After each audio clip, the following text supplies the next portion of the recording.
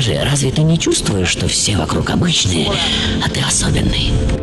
Помнишь, когда в детстве ты думал, что твои родители не настоящие родители, а ты какой-то принц или прилетел из космоса, и тебя постоянно сопровождало ощущение, что вот-вот что-то случится и откроет правду. А правда в том, что ты самое главное, что есть на Земле.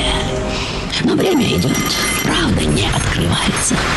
И ты инопланетный принц. Живешь в глубокой конспирации, но чувство, что ты герой какого-то грандиозного фильма, где все выстроено под тебя, не покидает. Куски чужих разговоров, картинки рекламы, заголовки в СМИ, все складывается в какой-то единый пазл, в центре которого ты. И как тут не чувствовать себя изгнанным? Только кретин станет утверждать обратное. Я говорю тебе, ты не избранный, ты выдающийся, ничего особенного, ярчайший представитель так себе, мистер Everybody. Спорим?